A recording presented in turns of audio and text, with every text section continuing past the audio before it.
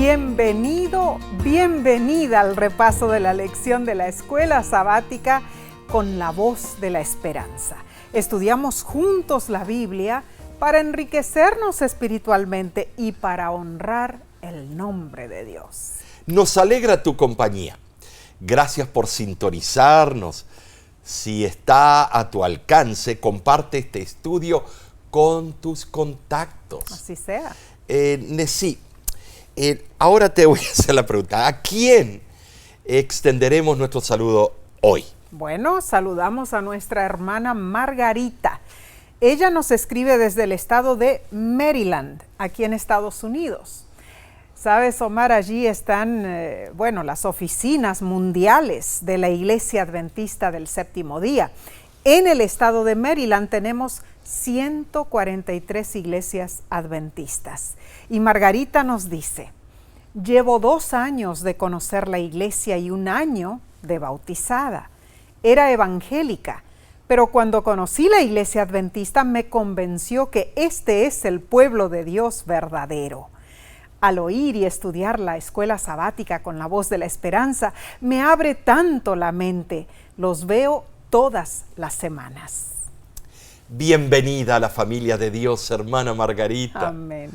Nos alegra que repase la lección con nosotros. Un gran saludo a nuestros hermanos en su iglesia allí en Maryland. Dios le bendiga ricamente. Amén. Bien, ¿qué te parece, Nesí, si elevamos una oración a nuestro Padre Celestial? Padre que moras en los cielos, es una gran alegría poder estar junto con nuestros amigos, amigas, estudiando las Sagradas Escrituras y pudiendo abrir el intelecto bajo la tutela del Espíritu Santo. Amén. Gracias, Señor, por esta oportunidad. Bendice a cada persona. En el nombre de Cristo Jesús. Amén. Amén. Bien, seguimos aprendiendo del Evangelio de Juan. Esta semana repasaremos la lección número 7 para el 16 de noviembre de 2024, titulada Bienaventurados los que creen. Hemos visto a lo largo de los escritos de Juan una diversidad de personas que dieron testimonio de quién era Jesús. Así fue. Tenían diferentes trasfondos, creencias y experiencias. El texto de esta semana se encuentra en Juan capítulo 20, versículo 29, y dice así: Jesús le dijo: porque me has visto, Tomás, creíste. Bienaventurados los que no vieron y creyeron. El dubitativo Tomás no estaba dispuesto a creer basándose en el testimonio de otros únicamente. Jesús reprochó su falta de fe y alabó a aquellos que creen sin la comprobación de sus sentidos.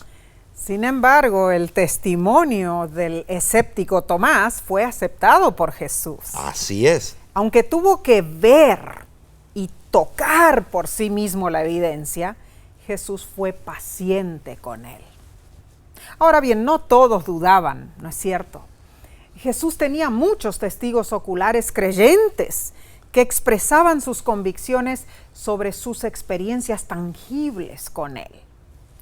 Por ejemplo, el testimonio de María al ungir a Jesús fue poderosísimo. Abraham también testificó, aunque él no vio con sus propios ojos a Jesús. Por otro lado, Jesús también aprovechó el testimonio del caviloso y conspirador Judas. Y asimismo leyó el corazón de Poncio Pilato, el gobernador romano pagano, que en ciertos aspectos fue más veraz que muchos de los acusadores de Jesús. Esta semana también estudiaremos el testimonio más poderoso del mesianismo del Salvador. Jesús mismo testificó su misión usando palabras de vida eterna y poderosos milagros. Creer aunque no veamos. Este es un concepto difícil de entender. Ahora, cuando se trata de que seamos bendecidos por causa de nuestras creencias, Nuestros conceptos sobre Dios deben ser correctos, hermanos. Definitivamente nuestra relación espiritual con Dios está moldeada por nuestras creencias. Cada aspecto de lo que creemos es afectado por la manera en que visualizamos a Dios. Y si tenemos conceptos falsos, nuestra relación espiritual con Él será seriamente dañada. Conocer a Dios y creer en Él es amarle y obedecerle. Piensa en esto. El diablo puede conocer a Dios, pero él no quiere tener una relación con Él, y mucho menos hacer la voluntad de Dios. Claramente lo explica 1 de Juan capítulo 4, versículo 7, cuando dice, todo aquel que ama es nacido de Dios y conoce a Dios. Dios busca verdaderos creyentes, no los que solo se asombran por los milagros, los que se deslumbran por actos gloriosos o los que son persuadidos por la fuerza. Claramente, Nesí, claramente lo que causa nuestra creencia es de vital importancia. Nuestro punto de referencia. Claro.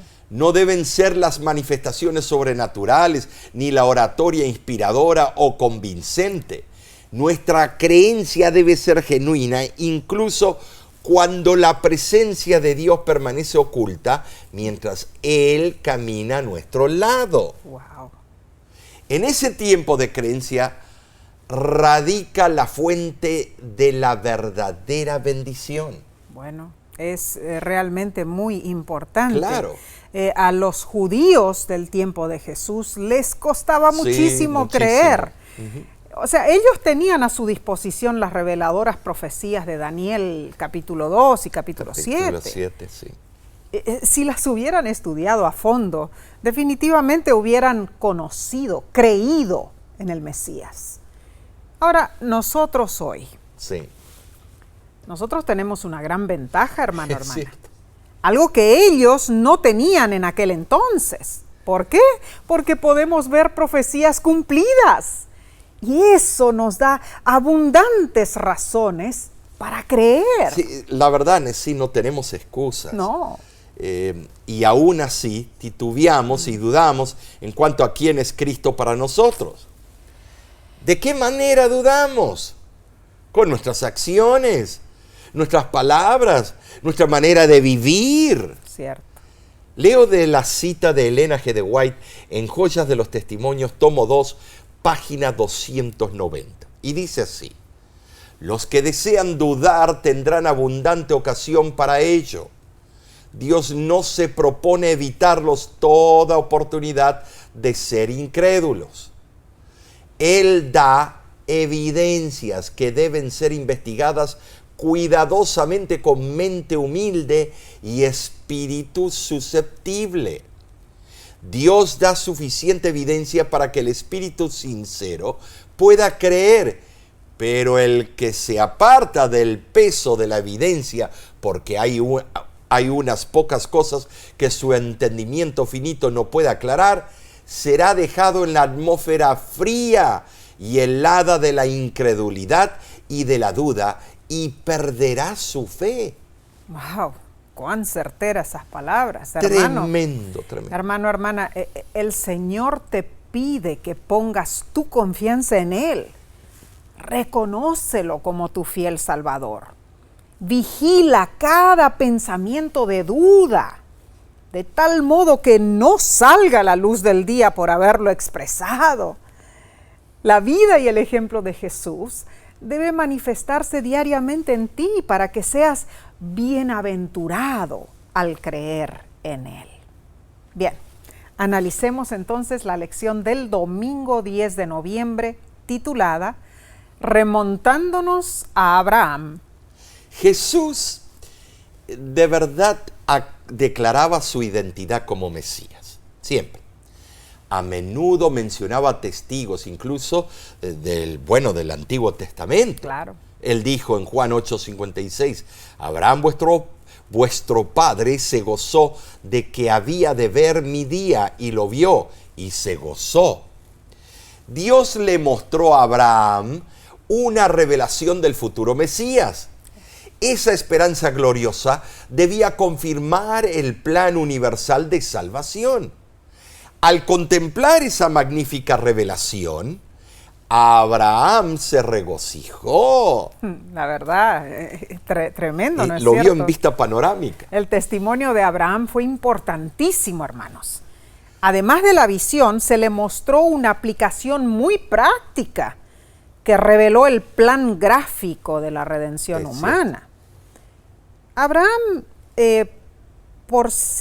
podríamos decir que sirvió como una representación de Dios Padre, e Isaac como una representación de Jesús. Isaac cargó sobre su espalda la leña para el sacrificio, recordamos eso, y Cristo cargó la cruz sobre sus espaldas hasta el altar del Calvario. ¿Cierto? Tanto Isaac como Jesús no objetaron, ellos estuvieron dispuestos a ser sacrificados. Esto es una tremenda analogía, ¿no? Sí, ¿Sí? es tremendo. La fe de Abraham, al disponerse a dar a su único hijo, representó la voluntad del Padre Celestial. Así fue. Quien dio a Jesús para morir por la humanidad. Amén. Ahora, hubo una sustancial diferencia entre Jesús e Isaac. Un sustituto se proporcionó para Isaac, pero no se le proporcionó ningún sustituto a Jesús. Al contrario, Jesús fue nuestro sustituto. Él dio para nuestra redención su vida y su justicia, algo que nadie más poseía, incluso los ángeles. El testimonio de Abraham fue tan importante que incluso Jesús lo mencionó. Y Lucas confirmó la declaración de Abraham en Hechos capítulo 3, versículo 25. Vosotros sois los hijos de los profetas y del pacto que Dios hizo con nuestros padres, diciendo a Abraham, en tu simiente serán benditas todas las familias de la tierra. Con esto entendemos que la bendición dada por Dios a Abraham se extiende a nosotros hoy día. Al creer en Cristo somos hijos de Abraham, herederos de la promesa, sí lo somos. En Profetas y Reyes, página 503, Elena G. de White lo aclara. La esperanza de Israel se incorporó en la promesa hecha a Abraham y fue repetida después vez tras vez a su posteridad. Al ser revelado a Abraham el propósito de Dios para la redención de la familia humana, el sol de justicia brilló en su corazón. Y cuando al fin el Salvador mismo anduvo entre los hijos de los hombres y habló con ellos, dio testimonio acerca de la brillante esperanza de liberación que el patriarca tenía por la venida de un Redentor. Abraham vio en visión y creyó. Ahora los líderes judíos no necesitaron una visión para ver al Mesías. Ellos lo vieron con sus propios ojos. Fueron testigos de sus milagros. Pero en vez de alegrarse como Abraham, se airaron y buscaron matar a Jesús. A pesar de la luz espiritual y los privilegios que gozaban los judíos, no reconocieron a Jesús como el Mesías. Pero notemos esto, Omar. En todas las edades y sobre todo hoy día, ¿Sí? quienes gozamos de privilegios espirituales especiales, podemos caer en el mismito error que cometieron los judíos en los días de Jesús. Y esto lo vemos constantemente. Claro. Cuando Jesús dijo, Abraham, vuestro padre, se gozó de que había de ver mi día, los líderes judíos respondieron, ¿aún no tienes 50 años y has visto a Abraham? ¡Qué chiquilines!, ¿no es cierto? Y la respuesta de Jesús fue asombrosa. De cierto os digo, antes que Abraham fuese, yo soy. Juan 8, 56 al 58. Wow. Jesús usó un lenguaje que nos hace recordar lo que Dios le dijo a Moisés en la zarza ardiente. Esa fue una clara afirmación de que Jesús es Dios, que existe por sí mismo. Amén.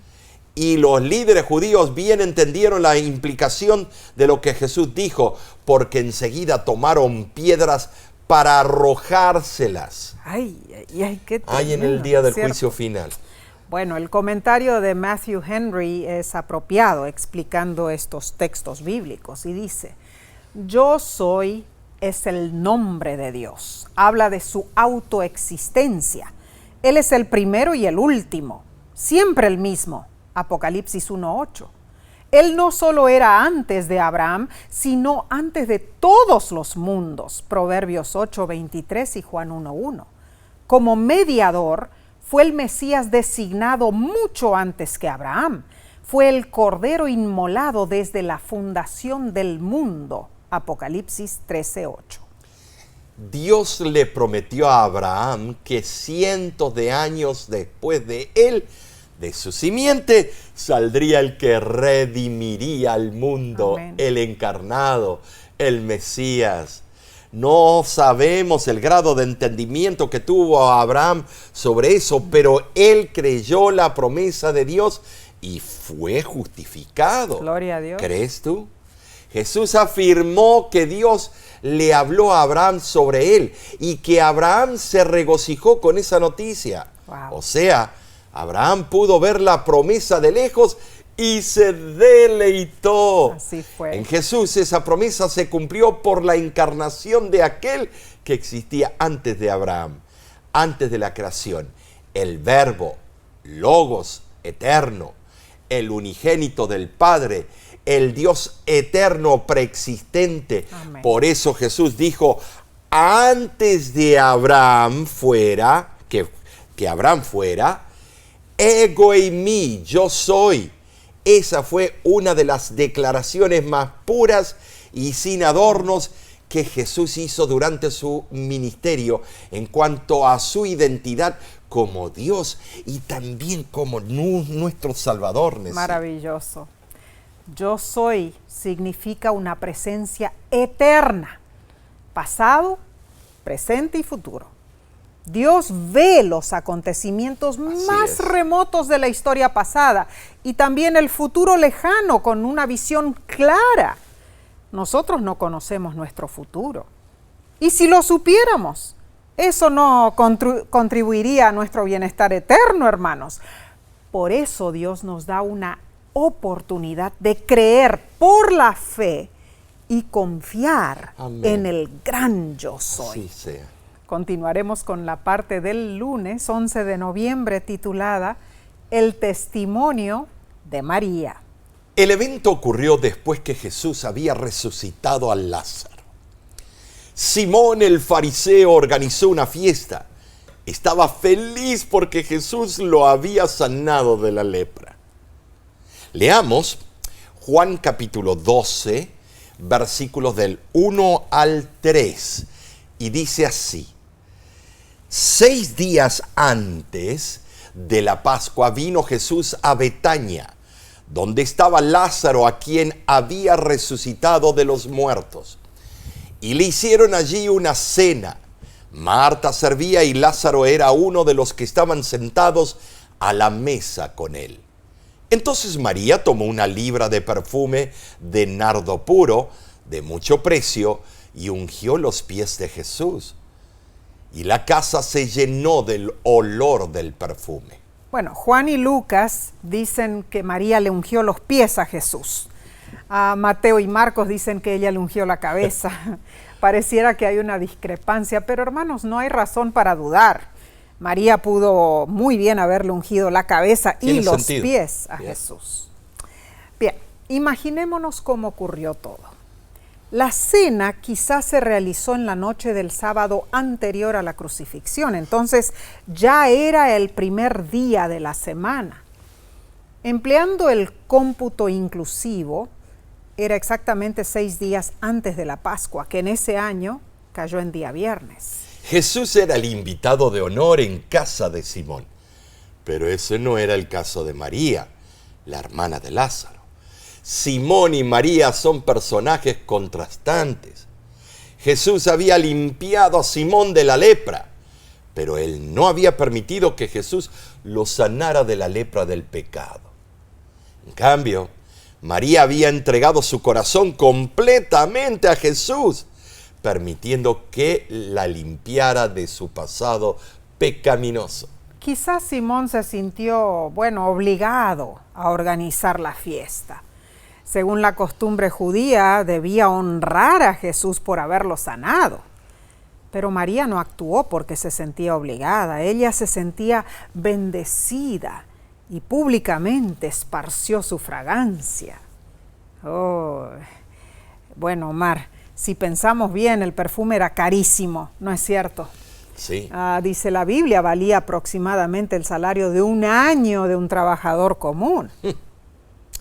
María trajo este valioso regalo para expresar su gratitud a Jesús, porque Él la había perdonado y porque había resucitado a su hermano.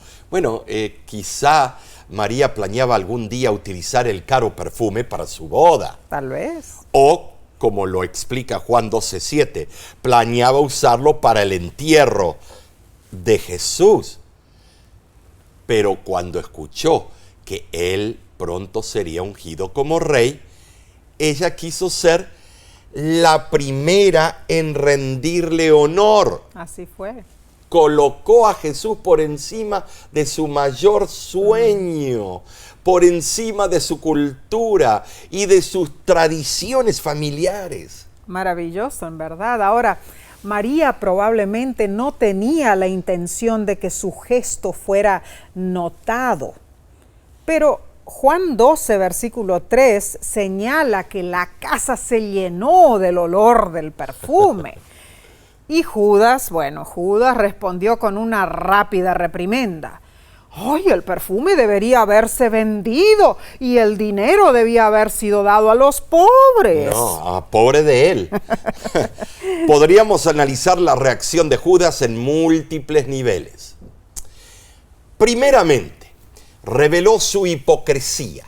Exteriormente expresó preocupación por los pobres, pero su verdadero interés radicaba en su beneficio financiero, al cual podría haber accedido si el perfume se hubiera vendido. Esa duplicidad es un presagio de su futura traición a Jesús. Destaca un corazón que no estaba alineado con los valores de Cristo. En segundo lugar, la reacción de Judas contrastó fuertemente con el acto de adoración de María. Ella deseó honrar a Jesús, mientras que la respuesta de Judas denotaba el pragmatismo y su interés propio. Ese contraste subraya la diferencia entre el discipulado genuino y la lealtad superficial. Resultó que, oyendo la argel respuesta de Judas, Jesús inmediatamente tranquilizó a María y dijo: déjala, siempre tendréis pobres con vosotros, pero a mí no siempre me tendréis. Juan 12 del 7 al 8. Este es un tema recurrente en el Evangelio de Juan. Jesús sabe exactamente lo que hay en el interior de cada persona, hermanos. En esta instancia, en ese banquete en la casa de Simón, Jesús sabía exactamente lo que pasaba por la mente de Judas. El apóstol Juan incluso señaló quién era Judas porque lo identificó como un ladrón egoísta. Juan 12:6. Judas fue astuto. Él sabía que, según la ley judía, socorrer a los pobres era una responsabilidad de quienes disponían de más recursos. ¿Saben? Si teológicamente la reacción de Judas al acto de unción de María puede interpretarse como una manifestación del conflicto más amplio entre la luz y la oscuridad, el bien y el mal. Él quería llenarse sus bolsillos de feria, de dinero. El acto de María representa la luz de la verdadera adoración y devoción. Así es. La respuesta de Judas encarna, la oscuridad de la traición y el egoísmo innato en sí. Esa bipartición es central en la narrativa de la guerra cósmica, entre Dios y Satanás, ¿no es cierto? Sí lo es, estoy de acuerdo. En casa de Simón, Jesús describió el acto de devoción de María como algo maravilloso. ¿Por qué? Porque ella hizo todo lo que pudo por él. Así es. Hermanos, cuando hacemos lo mejor que podemos por Jesús, Él considera que eso es suficiente, ¿lo sabes? Muy cierto. Si es suficientemente bueno para Jesús, debería ser suficientemente bueno para nosotros también, ¿no lo crees? ¿Sabes? Cuando hacemos nuestra parte con amor genuino, Es cierto. Jesús acepta ese esfuerzo como nuestra mejor ofrenda. Como Él conocía el corazón de María y el de Judas, así conoce íntimamente mi corazón, tu corazón, el tuyo también, Omar. Claro. Esto nos insta a reflexionar sobre nuestro peregrinaje de fe, alentándonos y a esforzarnos por un discipulado que refleje el amor y la devoción ejemplificados por María. Es cierto. Bien, pasemos a la lección del martes 12 de noviembre titulada El testimonio involuntario de Pilato. Bueno, Poncio Pilato fue el quinto gobernador de la provincia romana de Judea entre el 25 y 37 después de Cristo. Judea no era una provincia muy codiciada. Era pobre y alejada de la capital, lo que indica que Pilato no gozaba de mucho prestigio en el Imperio Romano. Interesante. Pero él tenía poder de vida y muerte sobre los ciudadanos. Ay, ay, ay. Además, entre sus atribuciones, debía nombrar al sumo sacerdote, algo que lo conectaba en la esfera del poder a los líderes judíos. Wow. Pilato también tenía poder militar, judicial y fiscal, y era responsable de recaudar impuestos. Los evangelios describen a Pilato como un hombre, equilibrado, preocupado por ser justo.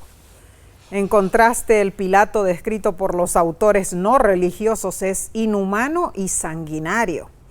El filósofo Filón de Alejandría describió a Pilato como un hombre inflexible, testarudo y de disposición cruel. Ahora, uno de los temas del Evangelio de Juan que Jesús a menudo mencionaba era que la hora de su crucifixión aún estaba en el futuro. Pero ahora cambió la cosa. Estando frente a Pilato, esa hora había llegado.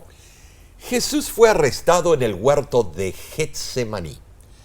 Lo llevaron ante Anás, ante Caifás, el sumo sacerdote, y 2 veces ante Pilato. Hemos visto cómo Juan, de todos los ámbitos de la vida, mencionó a muchos como testigos de que Jesús era el Mesías. Y ahora había llegado el momento de utilizar el testimonio de Poncio Pilato. ¿Sabes, Nesí? Su testimonio era importante. Claro. Porque Pilato era dirigente y juez romano. Contrastaba con la mayoría de los demás testigos que Juan utilizó, quienes eran judíos y plebeyos. Cuán cierto. Jesús entonces fue llevado ante Pilato. Así es. Era temprano el viernes por la mañana. El gobernador, lógicamente, planeaba decidir rápidamente la suerte del prisionero, pero la actitud de Jesús atrajo su atención. Claro. Cuando Pilato lo interrogó, ¿eres tú rey?, quedó estupefacto con la respuesta de Jesús. Tú dices que yo soy rey. Yo para esto he nacido y para esto he venido al mundo, para dar testimonio a la verdad. Todo aquel que es de la verdad, oye mi voz. Juan 18:37. Qué shock habrá sido para Pilato escuchar La eso. verdad. Ahora notemos que Pilato proclamó 3 veces que Jesús era inocente y sobre su cruz escribió las palabras Jesús Nazareno, rey de los judíos, aunque haya sido irónico. Así Pilato testificó quién era Jesús. Seguro. Pero a pesar de proclamar la inocencia de Jesús, lo condenó a muerte. Increíble, increíble. Ahora, Pilato tenía ante él la verdad y sin embargo permitió que la multitud lo intimidara, otorgándole la más cruel condena al Mesías. Este es un ejemplo trágico de no acatarse a lo que la conciencia dice que es correcto. ¿Te ha pasado eso?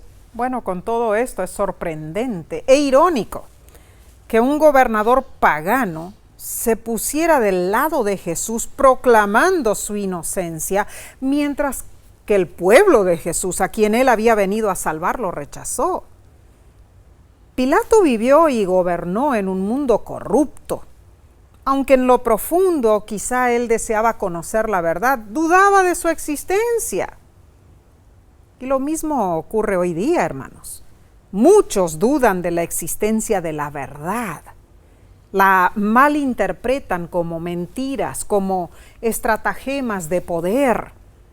Etiquetan la luz verdadera como oscuridad, acusando que es mal utilizada para subyugar a los ignorantes.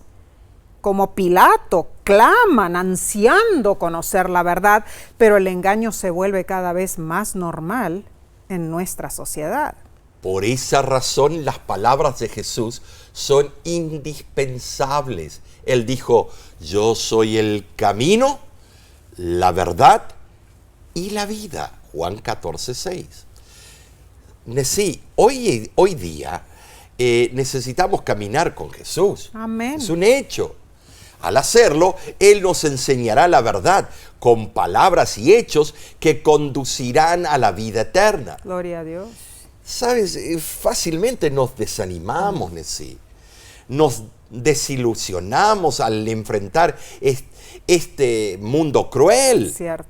Pero si seguimos a Jesús, Él es la verdad y en Él no hay rastro de oscuridad. Amén.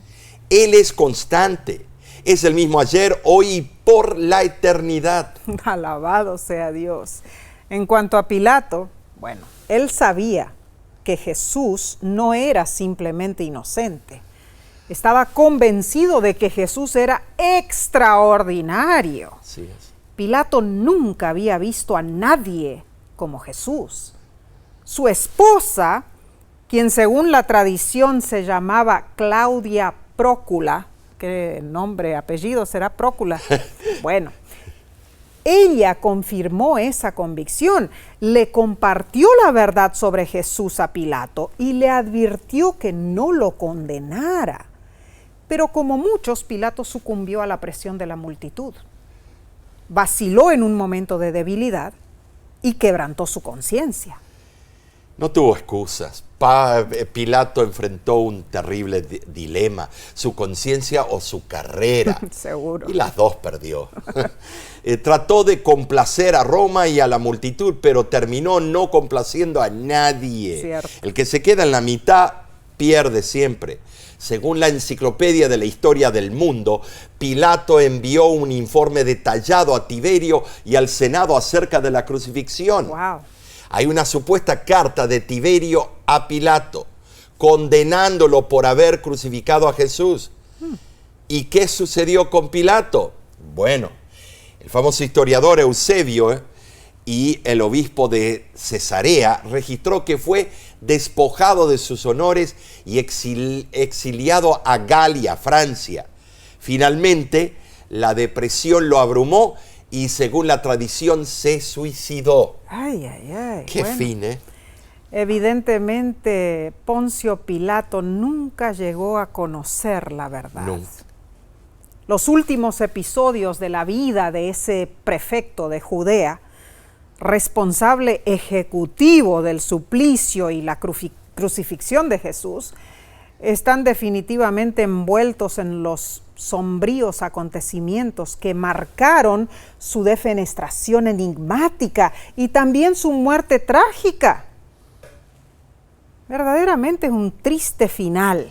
Así es, sí. Un recordatorio para todos nosotros, hermano, hermana, que el ignorar la verdad siempre conduce a consecuencias indeseables. Ay, ay, ay. Es cierto. Que no caigamos en el error de Poncio Pilato, ¿no es cierto? Verdaderamente esto nos hace pensar. Claro. Continuaremos con el estudio del miércoles 13 de noviembre titulada El testimonio de Tomás. Ay, Tomás. Te invito a leer en tu tiempo personal Juan capítulo 20, versículo del 19 al 31, donde describe la historia de Tomás y nos muestra que es un buen ejemplo de fe y confianza. Amén. Al igual que Pilato, él luchó con la duda, a pesar de la abundante evidencia que tenía frente a sus ojos. Ahora, Jesús se dispuso a calmar los temores y dudas de Tomás. Fue amable con él y lo instó a tocar sus cicatrices. Jesús también es amable con nosotros. Amén. Nos invita a ir a Él para que experimentemos personalmente su gran amor. Sabes, hermano, Jesús está dispuesto a proporcionarnos todo lo necesario para que creamos en Él. Nos invita a buscarlo, no importando nuestra condición, nuestra desesperación, desánimo o duda. Gloria a Dios por el paciente amor que Él nos tiene a nosotros. Amén y amén. Jesús había resucitado ya y se les apareció a los discípulos, pero Tomás no estuvo presente en esa ocasión. Solo escuchó los informes de la resurrección de los otros discípulos y se desesperó. Nada encajaba con su forma de ver el reino. Además se preguntó por qué Jesús se presentó ante los demás cuando él no estuvo allí. Tomás dijo: si no viere en sus manos la señal de los clavos, y metiere mi dedo en el lugar de los clavos, y metiere mi mano en su costado, no creeré. Juan 20:25. Qué terco, ¿no es cierto? Igual que yo. Igual que tú. ¿Por qué a veces somos así? ¿Cómo? Obstinadamente Tomás dictó las condiciones de su fe. Ahora notemos, este enfoque de la fe en Jesús fue presentado numerosas veces por Juan. Por ejemplo, Nicodemo le dijo a Jesús: ¿cómo puede un hombre nacer siendo viejo? La samaritana le preguntó: Señor, no tienes cántaro y el pozo es hondo. ¿De dónde tienes el agua viva? Y la multitud que había sido alimentada preguntó: ¿qué señal nos darás? Tercos más tercos, igual a tercos. Pero no fueron solo los personajes bíblicos. Hoy día también predomina la duda en muchos ámbitos de la sociedad. ¿Sabes, Omar? Recuerdo con tristeza a una niña que conocimos mientras estábamos presentando una semana de evangelismo en una escuela adventista en Panamá. Ah, sí. Hace poco de esto. Los maestros traían a sus estudiantes cada mañana a la iglesia para escuchar el devocional que tú presentabas. La niña se llamaba Gabriela, no sé su apellido, pero cada día el maestro de ella le indicaba que ella se debía sentar al lado mío. Yo estaba del lado derecho de la iglesia. Pero resulta que durante toda tu predicación, Gabriela nunca prestaba atención. ¿Qué hacía? Ella estaba absorta jugando al sudoku en su celular. Ay. Y era buena jugando al sudoku, ¿eh? Bueno, al notarlo, yo cuidadosamente le pregunté por qué no escuchaba el devocional. Y ella me dijo tajantemente que su papá le permitía estudiar en esa escuela adventista, pero le prohibía escuchar cualquier mensaje religioso. Nadie en mi familia cree en Dios, me dijo ella. Bueno, lógicamente los niños no tienen prejuicios, hermanos. Ellos creen sin cuestionar, sin dudar la palabra de sus padres. En ese momento no la recriminé. Solo le dije que oraría por ella y me miró con cara de sorpresa. Convencer a una persona a creer es difícil. Solo Dios puede hacer esa obra. ¿Sabes? Me pregunto a menudo, ¿qué habrá pasado con Gabriela? Definitivamente me gustaría verla en el cielo. Y tal vez esté escuchando este repaso, ¿no Ojalá. sabes? Varios jovencitos se bautizaron esa semana en Panamá. Así fue. Oramos por cada escuela adventista, por cada maestro adventista que con paciencia enseña a sus estudiantes sobre Dios. Amén. Elena G. de White, en El deseado de toda la gente, es página 748, dice lo siguiente. Muchos aficionados a la duda se disculpan, diciendo que si tuviesen las pruebas que Tomás recibió de sus compañeros, creerían. Muchos que, como Tomás, esperan que sea suprimida toda causa de duda, no realizarán nunca su deseo. Quedan gradualmente confirmados en la incredulidad. Los que se acostumbran a mirar el lado sombrío, a murmurar y quejarse, no saben lo que hacen.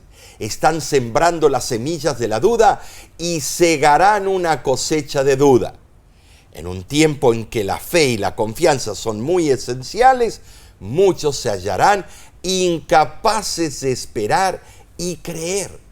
Cuán triste en verdad, ¿no es cierto? Sí. Pero el Evangelio de Juan contrarresta la perspectiva de ver y creer. es cierto, es cierto. Cuando Jesús se encontró con Tomás, lo invitó a acercarse a verlo y tocarlo. Pero luego dijo, en Juan 20:29, bienaventurados los que no vieron y creyeron. Sí, tenemos que decirles, hermano, hermana, a través de la palabra de Dios, de la creación y de nuestra experiencia personal con Cristo, recibimos diariamente una increíble variedad de evidencia para que creamos en Jesús. Amén. ¿Puedes tú leer del deseado de toda la gente, página 106? Claro que sí. Dice así, Dios nunca nos pide que creamos sin darnos suficiente evidencia sobre la cual basar nuestra fe. Su existencia, su carácter, la veracidad de su palabra, todas estas cosas están establecidas por testimonios que apelan a nuestra razón. Sin embargo, Dios jamás ha quitado la posibilidad de dudar. Nuestra fe debe reposar sobre evidencias, no sobre demostraciones. Esto es algo tremendo. Y Juan, el apóstol Juan, a menudo trató el tema de la duda en sus escritos. En verdad, él lidió con miembros de iglesia que estaban desanimados porque eran desafiados por herejías gnósticas sobre la realidad de Cristo. Es cierto. En los días de Juan, muchos decidieron no creer porque no vieron la evidencia que deseaban, ya fuera científica o filosófica. Hoy día, hermanos, muchos se basan en cada pizca de duda que se les plantee para refutar a Cristo. Y así ignoran la evidencia masiva de la verdad. Esos escépticos insisten en que se les llene hasta el borde la copa de evidencia antes de elegir creer. Sin embargo, hermano, hermana, estamos rodeados de evidencia. La asombrosa creación de Dios, la vida misma, muy bien dicho, la providencia divina y tanto más. Si aprovechamos ese tipo de evidencia, sabremos que creer verdaderamente es ver. Es cierto. Qué enseñanzas preciosas. Tremenda. Prosigamos con el estudio del jueves 14 de noviembre titulado Nuestro testimonio en favor de Jesús. Aquí se pone más personal, ¿no es cierto? Repetidas veces en su evangelio, el apóstol Juan, presentó a personas que testificaron de Jesús. Su objetivo era llevarnos a una conclusión específica Juan capítulo 20, versículo 30 y 31, dice así: realizó también muchas otras señales en presencia de sus discípulos, que no están escritas en este libro, pero estas se han escrito para que creáis que Jesús es el Cristo, el Hijo de Dios, y para que creyendo tengáis vida en su nombre. En nuestra mente en sí, solo podemos imaginarnos lo que habrá sido estar en persona y haber visto a Jesús hacer tantos milagros. ¿Cómo me hubiera gustado verlo? Bueno, muchos dicen, si yo hubiera visto todos esos milagros, creería. Sin embargo, en cierto modo, hermanos, nosotros tenemos más razones para creer en Jesús que aquellos que vieron sus milagros. Ponte a pensar por un momento. ¿Cuáles son algunas de las cosas que tenemos hoy día que aquellos que vivieron en el tiempo de Jesús no tuvieron, que deberían ayudarnos a creer? Aquí está. Tenemos la gran ventaja de ver cumplidas muchas de las predicciones de Jesús y otros autores bíblicos. Enumeremos algunas. La destrucción del templo. Claro. En Mateo 24:2. La predicción del Evangelio. La predicación, sí. O sea, siendo predicado por todo el mundo, ¿no es cierto? En Mateo 24:14. La gran apostasía de Segunda de Tesalonicenses 2:3. Y bueno, podríamos mencionar el hecho de que el mundo sigue siendo un lugar caído e inicuo, como dice Mateo 24, del 6 al 8. Y hay muchas más pruebas. Claro que sí. Tremendo. Cuán cierto. Ahora, durante la vida y el ministerio de Jesús, sus discípulos siguieron siendo un pequeño y acosado grupo de hombres y mujeres que, según todos los estándares humanos, deberían haber desaparecido de la historia hace mucho tiempo, como Voltaire prometió y otros filósofos. Ahora, ¿cómo podrían ellos haber sabido, cómo sabemos nosotros, que todas esas profecías sucederían? Pero así ocurrió. De hecho, nuestra fe existe como un cumplimiento de la profecía de Jesús, de que el evangelio llegaría a todo el mundo. Ya han pasado unos 2000 años. Somos seguidores de Jesús, pero también tenemos el privilegio de dar testimonio de Jesús y de lo que Él ha hecho por nosotros. Esto no tiene nada que ver con el razonamiento de Natanael, de Nicodemo, de la mujer samaritana, ni de las enseñanzas de los fariseos. Nosotros debemos conocer personalmente a Jesús como el Mesías. ¿Cómo lo podemos lograr? Leyendo las Sagradas Escrituras y permitiendo que el poder convincente del Espíritu Santo nos muestre la verdad de que Jesús es el Salvador del mundo. Indudablemente nosotros, de acuerdo a nuestra propia relación con Dios, tenemos una poderosa historia que contar. Nuestra historia quizá no sea tan dramática como ver a un muerto resucitado o a un ciego de nacimiento sanado, pero eso no importa. Lo que importa es que conozcamos a Jesús por nuestra propia experiencia y que a nuestra manera demos testimonio de Él, como lo hicieron los personajes del Evangelio de Juan. ¿Sabes, Nesí? Tenemos que unirnos con nuestros hermanos y hermanas y considerar el peso de los innumerables testimonios de vidas transformadas que han ocurrido debido a un encuentro con Cristo. Amén. Su divino poder para convertir el corazón humano endurecido y sin esperanza está en plena exhibición para que medites y te asombres. Gloria a Dios. Considera cómo Cristo, a través del Espíritu Santo, forma una esperanza de gloria dentro de tu corazón. Me acuerdo, mi abuelo era terriblemente escéptico. Era evolucionista y también ateo, puedo decirlo. Mi padre era ateo, pero llegó a ser un gran pastor en la causa del Señor. Amén. Si tú lo haces, te aseguro que sentirás el deseo de compartir ese gozo con los que te rodean. Gloria a Dios. Somos privilegiados. La verdad que sí. De poder testificar sobre lo que Cristo hizo y hace por nosotros. Claro. Debemos siempre meditar en las pruebas de las obras de Cristo en nuestras vidas. Él constantemente nos guía en medio de tormentas, de angustias, nos protege y nos alienta a seguir hacia adelante. Dinos, ¿tienes algún testimonio que desearías compartir? Si estás en las redes sociales, escríbenos y cuéntanos lo que Cristo es para ti y lo que Él hizo para sacarte de la miseria del pecado. Lo que Él hizo por nosotros. Amén. Todos tenemos razones para agradecer a nuestro Salvador personal. Gloria a Dios. Gloria a Dios por esa gran bendición. Amén. Y privilegio, ¿no es cierto? Ahora, repasemos los puntos más importantes del estudio de esta semana. En primer lugar, Abraham vio en visión y creyó en la promesa. Esa promesa se cumplió en ningún otro que Jesús.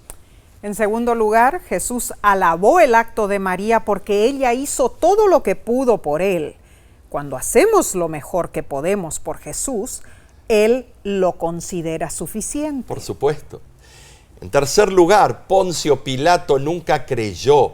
Esto nos enseña que el ignorar la verdad conduce a consecuencias indeseables, al punto tal que él se suicidó. En cuarto lugar, ver para creer fue la idea de Tomás.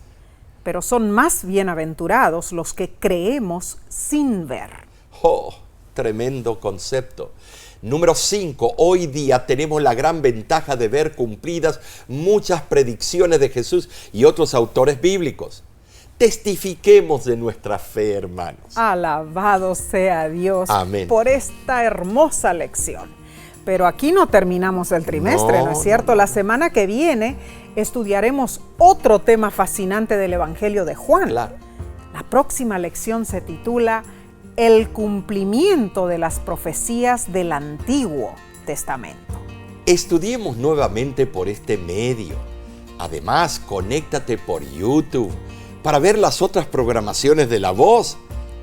¿Saben? Sí, el tema de esta semana será muy interesante y va a ser, por supuesto, como siempre, los viernes. Lleva por título Locuras de un insensato. Donde vamos a ver el contraste de aquellos que se creen la divina pomada o muy sabios, pero son insensatos. Y vamos a ver las diferentes fases, no te lo pierdas. De ninguna manera, así que ahí vamos a estar conectados, ¿no es cierto? Gracias por acompañarnos, gracias por compartir este estudio y gracias por tu apoyo financiero a La Voz de la Esperanza. Y nosotros siempre oramos por ti. Amén. Te agradecemos que ores por nosotros y por el ministerio de La Voz de la Esperanza. Se te agradece todo ese apoyo que tú haces y Dios te va a bendecir en gran manera. Claro, si deseas saber más del ministerio La Voz de la Esperanza, visita nuestra página de internet lavoz.org. Por ahora nos despedimos. Dios te bendiga y te guarde. Dios haga resplandecer su rostro sobre ti y tenga de ti misericordia.